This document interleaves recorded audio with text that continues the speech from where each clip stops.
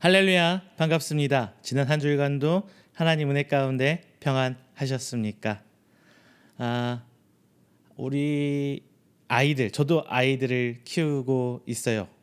그런데 이제 큰애가 10살, 3학년이죠. 그리고 둘째가 1학년, 이제 8살 되었습니다. 그런데 이 아이들이 커 나가면서 어떤 점은 엄마를 닮았고 어떤 점은 아빠인 저를 닮아가는 게 보여요. 특히 우리 큰애는 저랑 이게 스타일이 비슷해요. 체구도 뼈대 굳고 근육 큼직큼직하게 붙어 있고 또 먹는 걸 되게 좋아합니다. 저랑 되게 비슷해요. 그래서 걱정도 합니다. 저처럼 이렇게 배만 나오지 않을까 걱정스러운 면도 없지 않아 있습니다. 그리고 식습관도 저랑 되게 비슷해요. 제가 좋아하는 음식 종류들 우리 큰아이가 좋아합니다. 뭐 특별히 뭐 이거 먹어라 저거 먹어라 이거 물론 제가 이렇게 합니다만 뭐 제가 가르치지 않았는데 저랑 닮아가는 모습들을 보면은 참 신기합니다. 이런 것들을 나도 모르게 부모를 통해서 자녀들이 하나 두 개씩 배워가는 모습, 그래서 하나의 인격체로 성장하는 가운데 그 아이들이 이제 부모를 닮아가는 그 모습을 볼 때 자녀와 부모 관계에서 닮아간다는 것은 어쩔 수 없구나, 이런 것을 보게 됩니다. 이렇게 자식은 부모에게 태어나면서부터 부모로부터 자연스럽게 뭔가 나도 모르게 하나 두 개씩 배워 나가요. 그래서 부모의 가치관을 배우기도 합니다. 그리고 부모의 삶 속에서 부모의 경제관념을 배우기도 하죠. 그리고 우리 신앙인들에게 가장 좋은 거는 우리 부모의 신앙을 보고 아이들이 하나님을 알게 됩니다.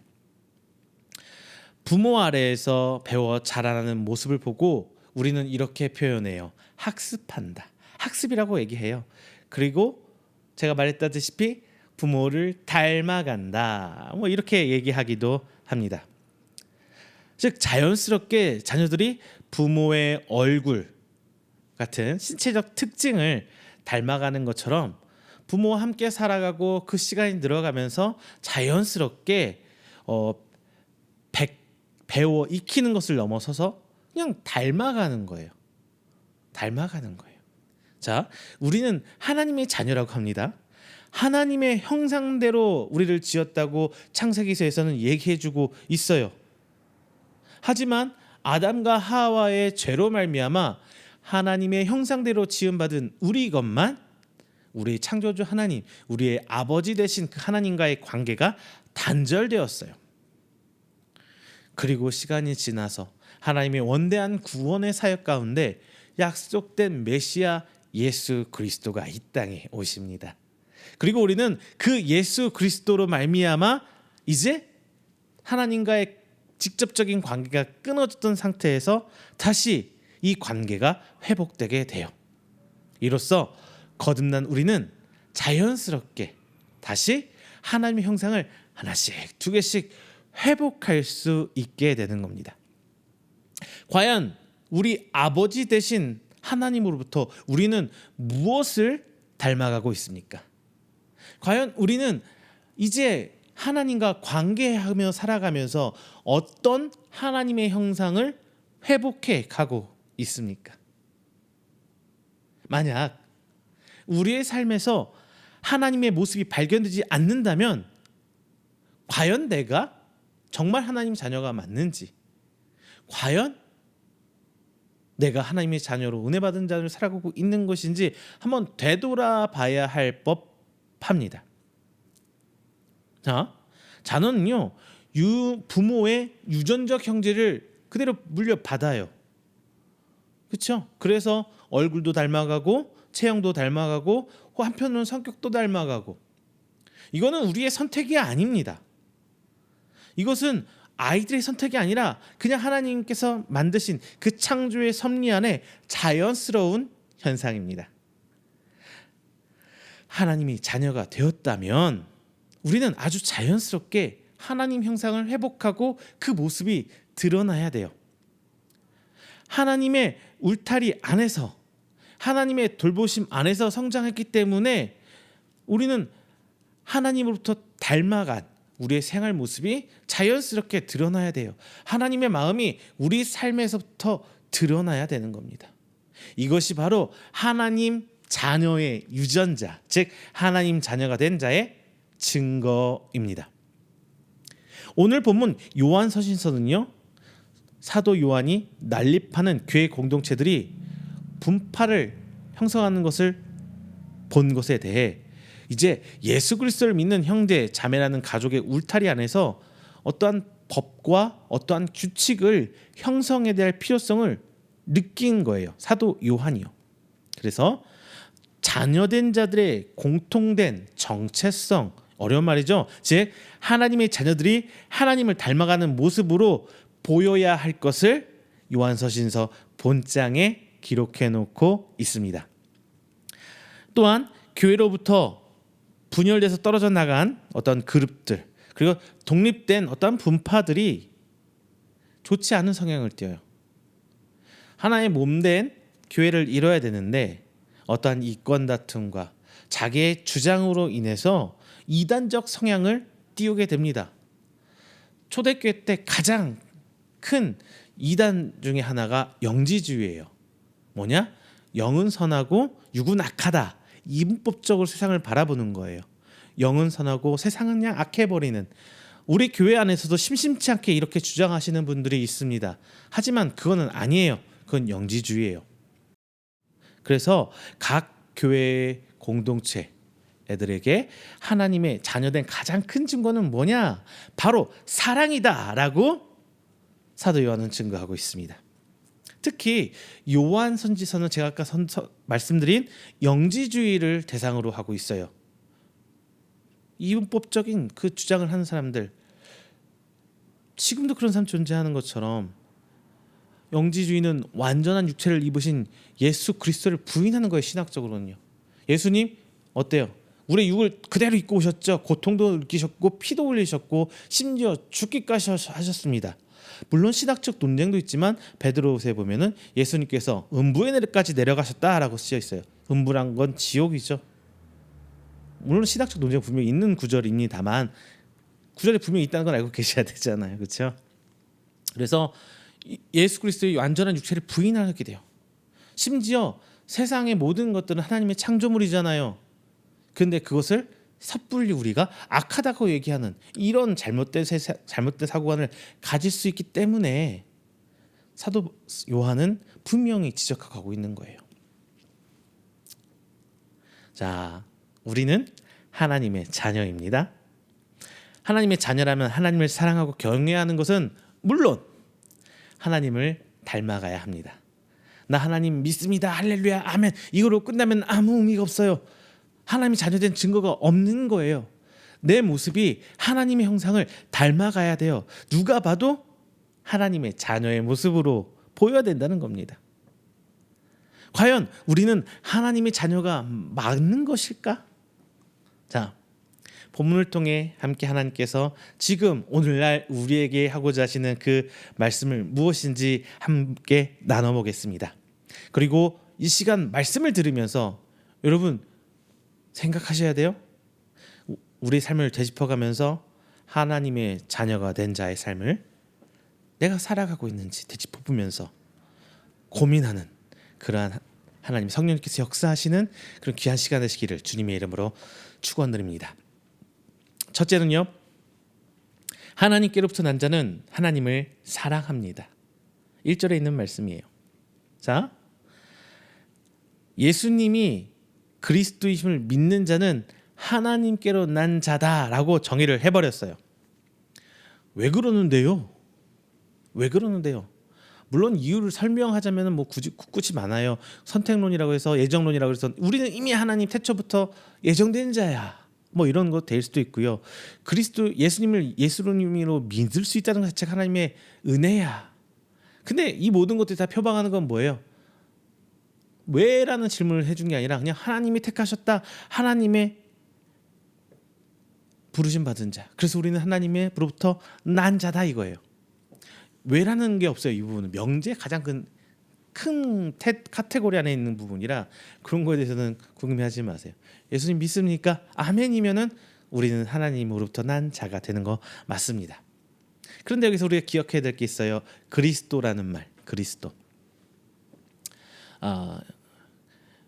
히브리어로는 메시아, 헬라어로는 그리스도. 이거는 지금 우리 쉽게 말하는 이런 의미이에요. 우리 이탈리아를 옛날에 한자어로 뭐라고 표현했어요? 이태리 이렇게 불렀잖아요. 한자어로 음역에서 표현하다 보니까 그런 비슷한 단어예요. 같은 의미가 있어요. 메시아나 그리스도나. 자, 근데 여기서 가장 중요한 의미는 그리스도의 의미는 기름을 붓다라는 의미가 있는데요. 이것은 하나님의 것으로 구분되어졌다라는 것을 표현하기 위해서 성경은 쓰고 있습니다. 하나님의 것으로부터 거룩하게 구분이 되어졌다. 자, 구분되어졌다, 기름 부은다. 우리 이거 들었을 때 떠오르는 단어 세 가지 있어야 됩니다. 뭐냐? 왕, 제사장, 선지자. 이 세 가지. 이 세 사람이 성경에서 그 기름 부음 받은 자잖아요. 그래서 이 사람들은 하나님께서 구별하셔서 지도자로 세운 사람이에요. 따라서 예수님을 가리켜서 그리스도 곧 메시아라 칭한 것은 예수님은 하나님께서 약속하신 인간을 구원하기 위한 선지자, 인간을 이끄는 왕, 그리고 인간을 하나님 앞에 이끄는 하나님으로 이끄는 제사장, 이 세 가지 직분을 모두 부여받은 분이심을 성경에서는 이야기하고 있는 겁니다. 우리가 예수님을 이런 그리스도이심을 믿는다는 것은 예수님께서 바로 하나님께서 약속하신 그 구원자 되심을 믿는 거예요. 즉 하나님의 아들이신 예수님께서 이 땅에 완전한 육체를 입으시고 오셔서 우리 죄로 인해서 고난받으시고 스스로 하나님과 인간과의 화목제물 되셨다는 것, 그리고 십자가에 못 박혀 죽으심으로 우리를 완전히예요. 완전히 죄사함의 제사를 이루었다는 것을 믿는 것을 말합니다. 아이들이 부모에 대한 믿음과 사랑은 완전한 것이에요. 완전한 것이에요. 우리가 하나님의 자녀라면은 우리는 아이들처럼 이런 완전한 사랑을 하나님께 보여야 된다는 거예요. 자, 제가 살면서 이거 예전에 몇 번 예화를 드린 적이 있습니다만, 우리 큰아이 데리고 이제 물놀이 하러 갔을 때예요. 근데 요즘 물놀이터 가다 보면은 이제 시설이에요. 천이나 개천이 옛날에서 생각하는 그 몇 감는 그런 물놀이 아니고요. 어떤 물놀이 시설이 되어 있는 거 보면은 이렇게 조그맣게 한쪽에 온탕이 준비되어 있어요. 아이들이 찬물에서 놀다 보면은 체온이 떨어져서 입술 파래지죠. 그래서 체온을 올리려고 한쪽에 온탕을 이렇게 준비해 놓은 건데, 이제 우리 큰 아이가 아주 어렸을 때요. 뭐 한 3살, 4살쯤 됐을 4살, 5살? 정확히 연도는 기억 안 나요. 좀 되다 보니까 이제 온탕에서 우리 큰 아이를 데리고 가서 따뜻하게 이렇게 안고 있었어요.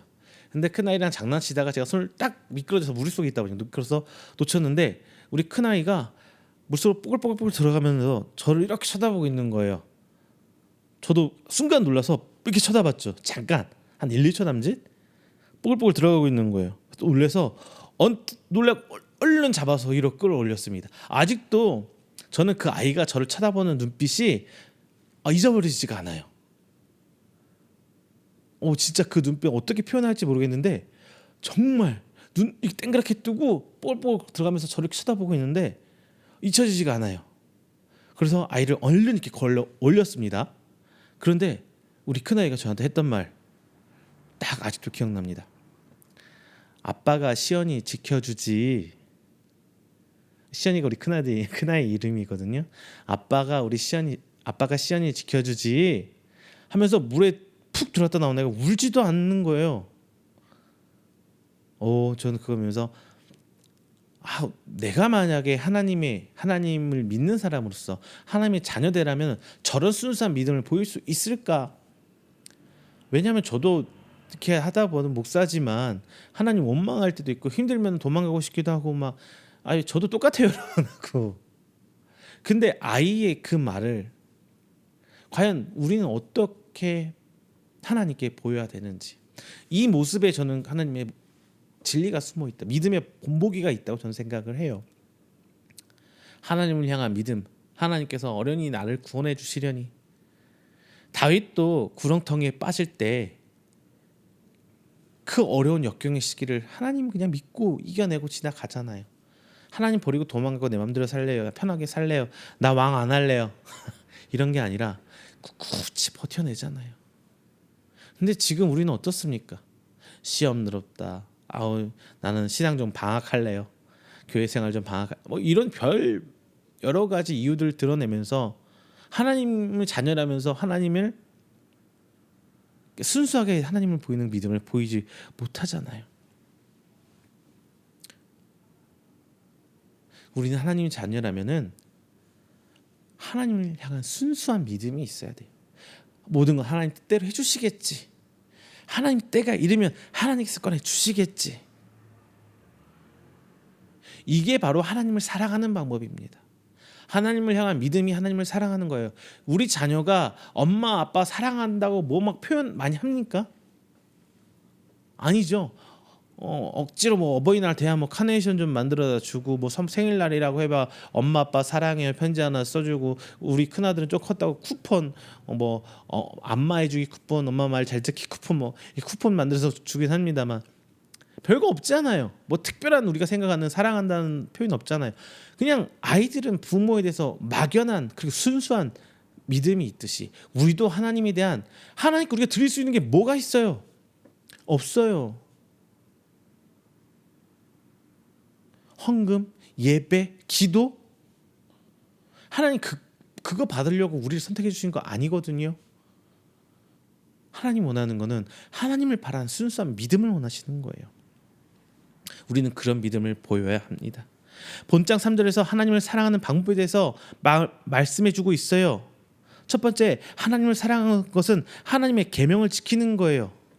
아이가 부모의 사랑하는 표현은 가장 잘하는 게 부모의 말을 듣는 거잖아요.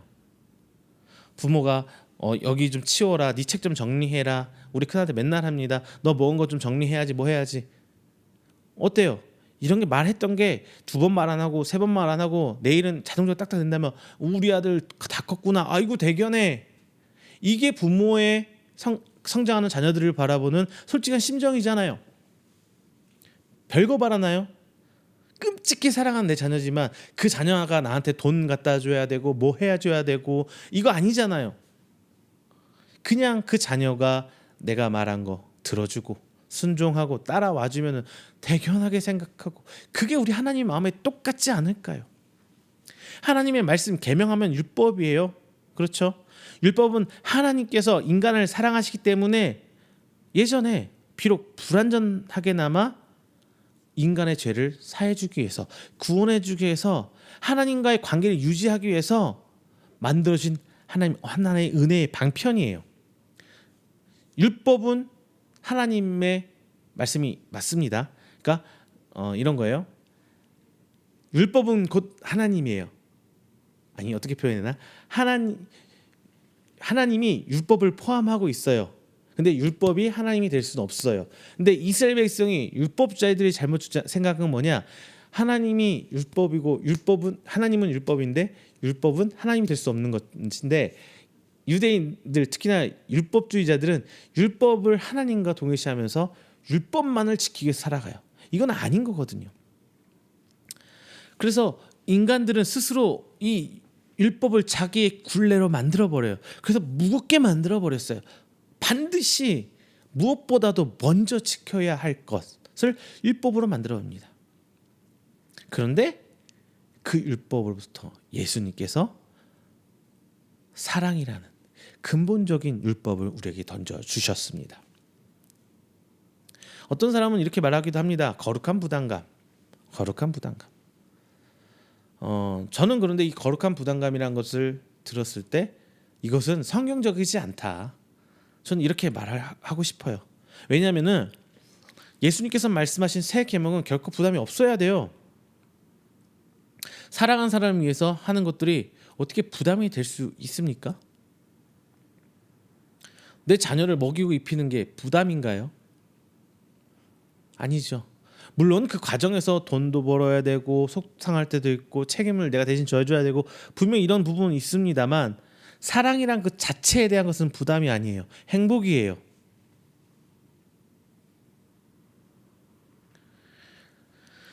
오히려 예수님은 과거의 율법주의에 매인 사람들을 향해서 이렇게 얘기합니다. 수고하고 무거운 짐진 자들이라고 표현합니다. 그래서 오늘 본문 3절에서는 그 계명들은 결코 무거운 것이 아니라고 표현해 주고 있습니다. 하나님의 계명은 반드시 해라, 뭐 하지 말아의 의미가 아닙니다. 사랑하면은 자연스럽게 표현되는 거예요. 사랑하기 때문에 자연스럽게 뭐뭐 하지 않고 금하게 되는 거예요. 이것이 바로 성경을 통해 말씀하고 있는 가벼운 계명이에요. 가벼운 계명. 이 계명들이 내 삶에서 하나 둘 나타나고 있다면 나는 분명히 하나님 자녀가 된 것이 맞습니다. 이것이 하나님을 닮아가는 과정이고 하나님으로부터 자연스럽게 내 생활에 배인 것들이에요. 마치 자녀들이 부모된 우리를 닮아가는 것처럼 말입니다. 두 번째, 하나님께로부터 난 자는 하나님께 난 자를 사랑합니다. 우리나라 사람들은 참 좋아하는 것 중에 반드시 꼭 생각하는 것 중에 이게 있죠. 혈연, 지연 이런 것들. 정말 우리나라 사람 좋아해요. 우리나라 사람이 민족적 특성으로 혈연, 지연을 강조합니다. 그런데 외국에서도 우리나라가 좀 유독하긴 하지만 외국에서도 혈연, 지연에서 자유로울 수는 없어요. 생판 모르는 남보다 어떤 경우이든 내가 그래도 어떻게든 연결되는 사람을 좀 더 챙기는 건 당연한 것 아닙니까? 하나님께서 정말 많은 사람들을 주셨어요. 많은 자녀들을 주셨어요. 벌써 우리나라만 해도 뭐 옛날에는 불과 한 10년 전쯤만 해도 10년 전쯤만 해도 뭐 1200만, 1500만 이렇게 얘기를 했어요. 이 나라 땅에 기독교 인구가.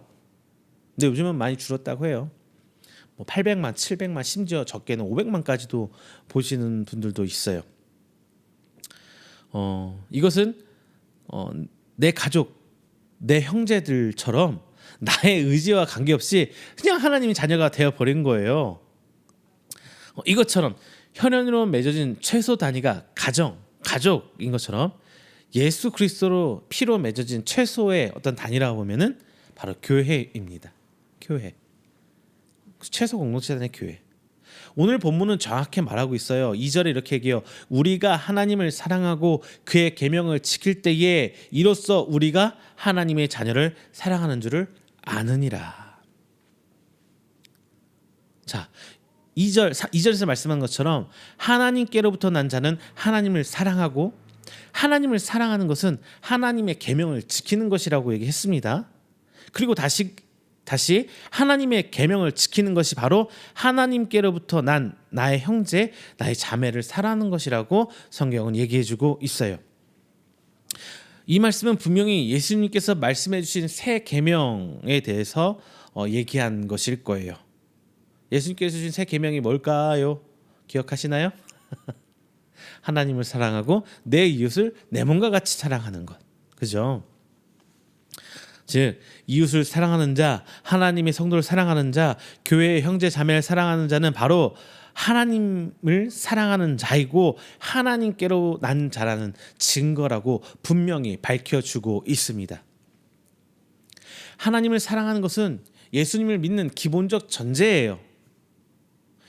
예수님, 성령님, 하나님, 삼위 세 가지 형태를 띠고 있는데 내가 예수님을 사랑한다는 것은 곧 하나님을 사랑하는 거고 예수님을 믿는다는 것, 성령님을 믿는다는 거예요.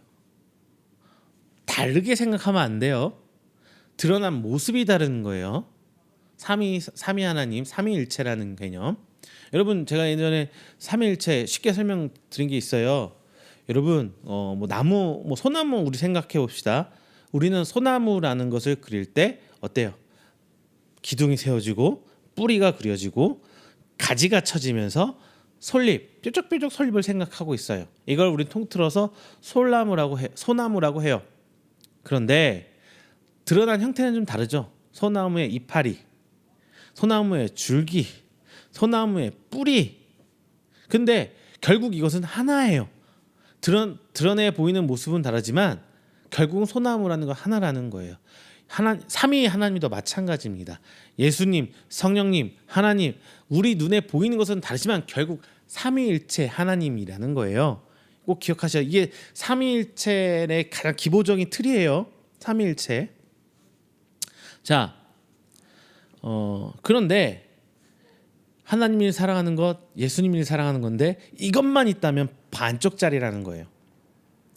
예수님께 주신 구원은 완전한 것이지 불완전한 것이 아니잖아요. 우리가 불완전하기 때문에 죄를 지은지언정 완전한 계명을 인간이 선택적으로 우리가 선택해서 이건 지키고 이건 할 수 없어 이렇게 선택적으로 불완전하게 만들면 안 되는 거예요. 즉 하나님을 사랑한다면 반쪽짜리 하나님만 사랑하는 것이 아니라 우리 형제, 자매, 이웃들을 같이 사랑해야 완전한 사랑이라는 겁니다. 사도 요한이 요한서신을 쓸 때 각 처의 교회들은 막 난립하고 있는 상황이에요. 서로 분쟁하고 있었어요. 네가 옳다, 내가 옳다, 너는 가짜다, 내가 진짜다 하면서 막 난리 난 상황이었어요. 이 독립적으로 보이는 이 교회들 안에 이단 사상이 막 들어가고 있었단 말이에요.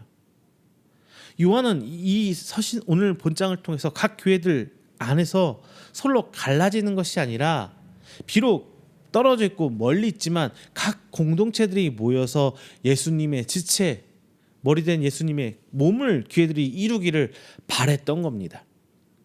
그래서 특별히 요한일서는 사랑장이라 얘기하는 거예요. 사랑 하나 되기 위해서 사랑하라고 얘기하는 거예요. 지금 우리의 신앙 중에 나만 생각하는 개인주의적 복음이 지금 우리 현대교회의 가장 큰 문제점이 아닐까 싶습니다. 거기서부터 교회가 잘못 틀어지고 있는 거예요. 우리를 보는 게 아니라 나만 보기 때문에. 자, 복음은 우리를 위한 거예요.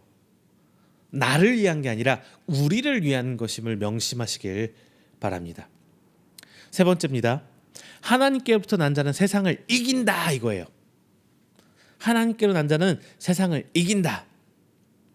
본문 4절에서는 이렇게 얘기해요. 하나님께로 난 자는 세상을 이긴다 이렇게 얘기하고 있습니다. 그렇다면은 알아야죠. 세상을 이긴다라는 게 어떤 의미일지. 자, 오늘 본장의 4절부터 12절에서는 세상을 이긴다라는 것에 대해서 이야기해주고 있습니다. 보통 여러분들 세상을 이긴다 생각하면 뭐 먼저 떠올리나요? 어떤 게 떠올르세요? 내가 권력을 쥐고 정점에 올라가서 호령할 수 있고 내 복음을 막 전할 수 있는 그런 위치, 아니면은 내가 돈을 많이 벌어서 막 복음을 전할 수 있고 그때 사용받을 수 있는 것들. 내가 뭐냐면은 우리는 세상을 이긴다는 것은 우리가 세상 위에 군림에서 올라가서 좀 굽어보는 상태, 내려보는 상태가 되는 것을 보통 생각해요. 그게 이긴다, 승리의 보통 생각인 것이잖아요. 그런데 우리를 핍박하는 이들을 하나님께서 이기게 하십니다. 오히려 우리가 그들을 인간적으로, 세속적으로 위에 올라가서 막 이기게 하는 것을 생각하기 쉬워요. 만약 이런 것들이 맞다면 예수님께서는 이 땅에 오실 때에 당시 유대인들이 기다렸던 메시아의 모습처럼 천군 만마를 호령하고 오는 군사적 대장으로 오셨어야 돼요. 강력한 군권, 왕권, 경제력을 바탕으로 이 땅에 내려오셨어야 합니다. 그런데 예수님은 그런 모습이 아니라 어떻게 오셨어요? 낮은 곳에 오셨어요. 정말 낮고 천한 자의 모습으로 오셨습니다. 그리고 예수님은 그런 강한 자 옆에 쓰신 게 아니라 낮고 천한 자의, 어려운 자들의 편에 서 계셨습니다. 예수님은 병들고 힘든 자들의 편에 계셔서 서 계셨어요. 그들을 위해 예수님께서 돈을 쓰신 것도 아니에요. 예수님께서 막 병든 자 위에 돈 쓰셨나요? 예수님께서 어렵게 힘든 자를 위해 돈을 지어 주셨나요? 아니죠. 예수님은 그들을 위해 돈을 쓰신 것도 군력을 쓰신 것도 권력을 쓰신 것도 아닙니다. 오직 예수님은 그들을 사랑으로 품어 주셨습니다. 그리고 그들에게 하나님의 말씀 복음을 전하셨습니다. 그래서 그들 유대인들에게 율법으로부터 자유를 허락해 주셨고 그 과정에서 어렵고 힘든 사람들에게 위로와 평안과 새 힘을 주셨습니다. 이것이 예수님의 메시아적인 모습입니다. 그런데 우리는 자꾸 거꾸로 하려고 그래요. 예수님을 닮아가야 되는데, 예수님의 모습을 따라가야 되는데 우리는 예수님께서 보이시지 않는 것을 따라가려고 해요. 자꾸 권력의 꽁지를 따라가려고 합니다. 자꾸 돈의 꽁지를 따라가려고 해요. 이게 교회의 어떤 모습을 보이고 있냐? 세속화를 보고 있잖아요. 교회가 나서서 정치인들을 지지하고 있고, 교회가 나서서 돈을 가진 사람들을 지지하고 있고, 심지어 교회는 이런 얘기도 돌아요. 교회는 돈 없으면 다니기 힘들다. 지금의 교회는. 왜? 돈 있어야 장로도 되고, 돈 있어야 권사도 되고, 돈 있어야 목사님도 사랑도 받고, 돈이 있어야 일꾼으로 아니잖아요. 이거는 예수님께서 성경에서 전혀 보이지 않은 모습을 우리 교회가 지금 만들어가고 있지 않아요. 그리고 우리도 나도 모르게 그게 옳은 것이냐, 나도 모르게 남들 위해 군림하는 사람이 되려고 하고 있잖아요. 그것을 어떤 명분으로? 예수님 올라서서 내가 복음을 전하겠다, 내가 돈이 많이 가져서 내가 권력을 가져서 복음을 전하겠다, 이 명분으로 하고 있잖아요. 그런데 성경에서는 단 한 번도 그런 얘기를 하고 있지 않습니다. 어디 성경에서 제사장이 부자로 표현되고 있나요? 어디 성경에서 선지자가 권력을 가진 자로 표현되고 있나요? 어디 성경에서 왕이 아랫사람을 함부로 하고 있나요? 물론 선지자, 제사장, 왕이 다 가졌을 때 모습이 나와요. 그때는 언제냐? 하나님이 책망하실 때, 하나님이 너희를 책망하시고 벌하겠다, 너희를 버리시겠다라고 선포하실 때 그런 모습들이 드러나요. 제사장들이 권력을 가지고 돈을 가지려고 하고, 선지자들은 물론 그런 사람들이 없지만 선지자들이 정권의 눈치를 보고 있고, 왕이 내 멋대로 그 권력을 쓰려고 할 때 하나님은 항상 나타나서 말하게 합니다. 이런 회개하라. 항상 하나님께서 항상 선지자를 파송합니다. 회개하라. 그건 아니다. 그런데 지금 우리는 그게 마치 옳은 것 양 쫓고 있어요. 교회 다니면 부자 돼야 되고, 교회 다니면 모든 일에 성공을 해야 되고, 교회 다니면은 남 위에 군림해야 되는, 그건 아니잖아요. 성경에서 그러지 않아요. 예수님 12 제자들을 보세요. 누가 부자였나요? 누가 부자로 성공하고 살아갔나요? 아니죠. 우리 성경대로 예수님 보인 대로 살아가자고요. 왜 인간이 스스로 만들어낸 굴레에 억지로 들어가려고 합니까? 그게 다 우리를 무겁게 하는 거고 힘들게 하고 있는 건데, 예수님께서는 다 풀어주셨잖아요. 수고하고 무거운 짐진 자다 다 내게로 오라. 사도 바울이란다. 오늘 사도 요한은 그 얘기를 해주고 있는 거예요. 오늘 4절에서는 세상을 이긴 승리는 이것이니 우리의 믿음이라라고 분명히 밝혀주고 있습니다. 승리는 곧 인내라는 말이 되는 거예요. 핍박을 받더라도 내가 예수님을 버리지 않고 믿음을 지키면 승리고, 어떤 문제로 인해서 힘든 위치에 처하더라도 하나님을 잃지 않으면은 그 자체가 바로 예수님께서 말씀하시는 세상을 이긴 승리라는 겁니다. 기억하세요. 결과적으로 우리가 짓밟아 올라가서 그들 위해 군림했을 때 승리가 아니에요. 우리의 승리는 말이죠, 아무리 힘들고 어려운 환경에서도 세상과 타협하지 않고 권력과 타협하지 않고 돈과 타협해서 적당히 버무려지는 이런 상황이 아니라 오직 믿음으로 굳건히 지켜나갈 때 하나님께서 원하시는 건 그거예요. 믿음으로 굳건히 지켜나간다는 것도 헷갈려하지 마세요. 이것은 율법주의, 즉 행위적 믿음을 얘기하는 게 아닙니다. 여러 번 나오잖아요, 성경에서. 그걸 하나님께서 원하시는 게 아니에요. 심지어 구약 때도 그렇게 말하고 있어요. 선지자들, 특히나 소선지자들 들어오면은 그렇게 말을 하고 있어요.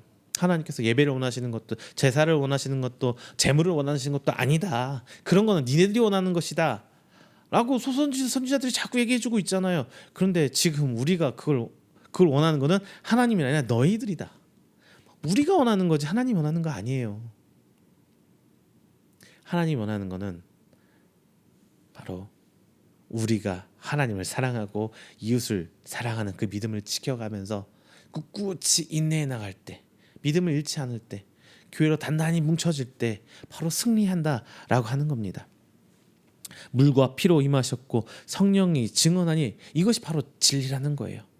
물은 거듭남의 세례입니다. 피는 완전한 육신을 입고 오신 죽으신 예수 그리스도고, 그리고 이를 증언하는 성령으로 말미암아 이 말씀이 진리라는 거예요. 불완전한 인간도 둘 이상 셋이 말하면은 증거로서 힘을 얻잖아요. 그걸 증거로 채택해서 하는 게 유대인들의 문화입니다. 그래서 물, 피, 성령이라는 진리를 말하고 있다면 이 이상의 증거가 필요가 없다는 것이 바로 사도 요한의 말입니다. 이 증거는 하나님을 믿는 자의 마음 안에 있습니다.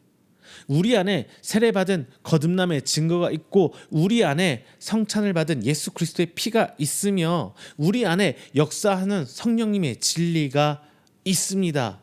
이 증거는 내 삶에 행해짐, 내가 행하는 게 아니라 나도 모르게 할 수밖에 없는 그런 행동으로 드러나게 됩니다. 이 증거가 구원의 확증이며 이로 인해서 우리는 영생을 얻는 거예요. 얻는 거예요. 반면에 하나님을 믿지 않는 사람들, 이 사람들은, 그러니까 사도 요한이 얘기하고 싶은 하나님 믿는다는 게 아예 교회 밖에 있는 하나님 복음을 믿지 않는 그런 사람들 얘기하는 게 아니에요. 교회 안에서, 교회는 다니고 있고 예수님 믿는다고 모였지만, 개종했다고 얘기를 하지만, 신앙 고백은라고 그 삶을 하고 있지만 진짜로 하나님을 믿지 않는 사람들, 교회는 다니지만 내 마음대로 살고 있고, 교회를 다니지만 여전히 세상을 바라보고 있고, 이런 사람들은 하나님을 거짓말하는 자로 만드는 것이라고 표현해주고 있습니다. 거짓 교사들, 하나님 말씀을 빙자해 자신들 말을 하고 있는 사람들, 자신의 입속을 채우기 위해서 하나님을 용도 변경하는 사람들, 이런 사람 하나님 믿는 사람들이 아니에요. 이들의 특징은 뭐냐? 하나님의 계명이, 하나님의 사랑이 드러나지 않습니다. 하나님의 모습이, 그들의 모습이 드러나지 않는 거예요. 누가 봐도 하나님 자녀가 아니라 그들은 거짓말장이고, 그들의 거짓말이 하나님을 거짓말장이로 만든다는 겁니다. 지금 우리의 그런 목사들 종종 보이잖아요. 좀 안 보였으면 좋겠어요. 안 보였으면 좋겠어요. 전혀 그들의 삶에 하나님의 증거들이 드러나고 있지 않은데, 마치 자신들이 하나님의 모든 것을 대변하는 것처럼, 증거는 없는데, 증거물은 전혀 없는데 그냥 말만 성경 인용해서 막 선포한다고 하나님 말씀이 아니거든요. 그 안에 성령님이 있어야 하나님의 말씀이에요. 성령님이 이끄셔야 하나님 말이에요. 내가 하는 말이 하나님 말이 아니라. 근데 우리는 이 부분을 너무나 착하고 사는 거예요. 결국 우리가 얻은 믿음이, 그리고 우리가 지킨 믿음이 바로 승리이고 우리의 생명되는 것입니다. 말씀을 맺겠습니다. 하나님께서는 자녀들에게 영생을 약속해 주셨습니다. 구원을 약속해 주셨어요. 그리고 세상으로부터 승리까지 약속하셨습니다. 이 모든 것은 결국 하나로 귀결됩니다. 뭐냐? 믿음. 믿음으로 귀결됩니다. 예수님을 그리스도로 믿는 믿음이 우리가 하나님의 자녀라는 증거입니다.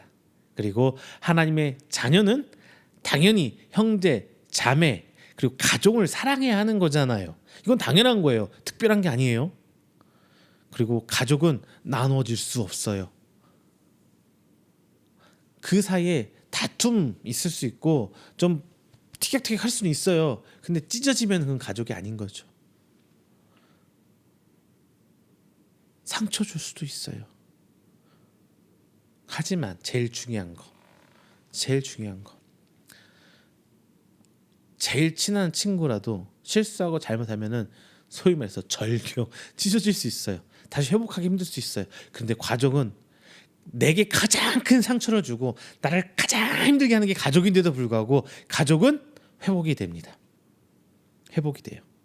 교회는 이런 회복이 된다는 게 정말 중요한 거예요. 이것이 바로 가족이고 사랑이에요. 가족으로서 느끼는 사랑, 그 증거 회복이 있다는 거예요.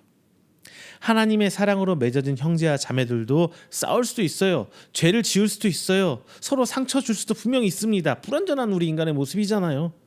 중요한 것은 그 안에 가족이라는 믿음이 있다면 회복할 수 있는 힘이 있는 거예요. 그래서 결국 지켜내는 믿음이 있어서 그 교회는, 그 공동체는 세상을 향해 승리할 수 있는 힘의 근원이 되는 가족이 되는, 즉 교회가 되는 것입니다. 다만 거짓말은 나뿐만 아니라 하나님마저도 그로 인해서 거짓말쟁이로 만들어버린다는 것을 기억하십시오. 사랑을 빙자해서 이용해 먹고 말씀을 빙자해서 자기 이속을 챙기고 가족이라는 형제 자매를 빙자해서 그들을 밟고 굴매버린다면 그것은 사랑이 아니고 거짓말입니다. 거짓말은 생명이 없어요. 결코 하나님의 구원이라는 자녀들에게만 주는 구원이라는 이 상급이 없는 것입니다. 오늘 성경은 이야기합니다. 하나님의 아들을 믿는 것, 즉 예수님이 그리스도됨을 믿는 자에게 오늘 이 말씀을 하는 것은 우리 안에 영생이 있다는 것을 알려주고자 함입니다. 비록 우리의 지금 경하는 상황이 코로나로 인해서 경제적 문제로 인해서 너무 힘들어서 주저앉고 싶고 다시 일어서기 힘들 것 같이 보일지언정, 아니 그 모든 결과물들이 실제로 더 이상 내가 일어날 수 없는 상황이 되었을지라도 내 안에 예수님 그리스도를 향한 믿음이 있다면 나와 우리는 세상에 대해서 승리한 거예요. 우리가 서로 사랑으로 위로해주고 교회 안에서 이렇게 세워준다면은 우리 안에는 영생이라는 그 어떤 것과 비교할 수 없는 큰 상급이 있다는 것을 기억해야 합니다. 하나님의 자녀는 하나님의 유전적 요소가 그 안에 있어야 합니다. 싫든 좋든 아이들이 부모의 모습과 어떤 일정 부분의 성격과 식습과 여러 가지 성격들을 싫든 좋든 닮아가는 것처럼 우리는 하나님의 자녀로서 당연스럽게 하나님 형상을 닮아가야 돼요. 회복해야 합니다.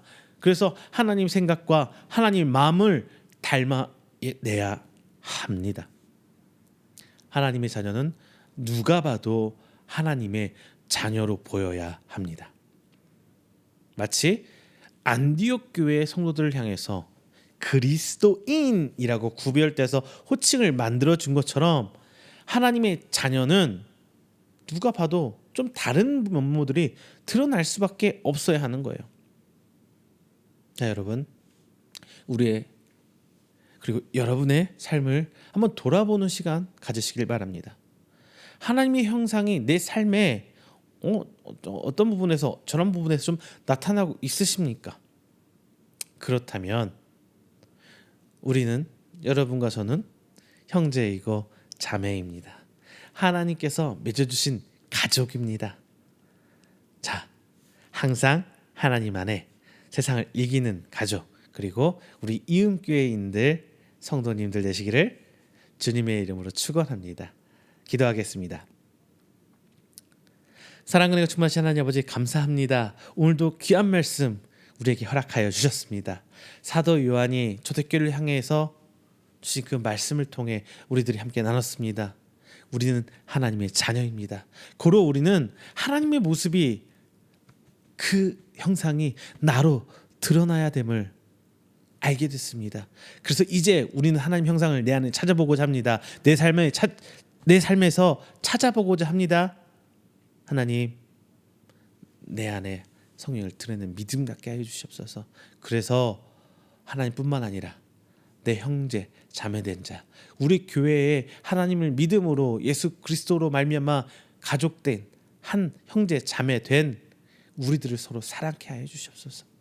그 모습이 본질적인 하나님의 자녀된 증거로 저희들이 믿고 나아가렵니다. 이제 그 모습이 내가 사랑을 하는 게 아니라 하나님의 은혜로 말미암아 어쩔 수 없이 사랑하게 되는, 사랑할 수밖에 없는 우리들 되게 하여 주시옵소서. 그래서 이 믿음으로 우리의 삶을 살아갈 때 세상을 이기게 하여 주시옵소서. 하나님, 세상을 이기는 것이 단순히 내가 그들 위해 군림하는 것을 아니라, 그들 위해 서는 것이 아니라 내가 하나님을 향한 믿음을 잃지 않고 굳이 인내하는 모습인 것을 저희가 알았습니다. 저희가 오늘의 삶에 있어서 인내할 수 있는 믿음을 허락하여 주시옵소서. 힘들고 주저앉고 싶을 때 하나님 새 힘으로, 위로로, 치료로 일으켜 세워 주시옵소서.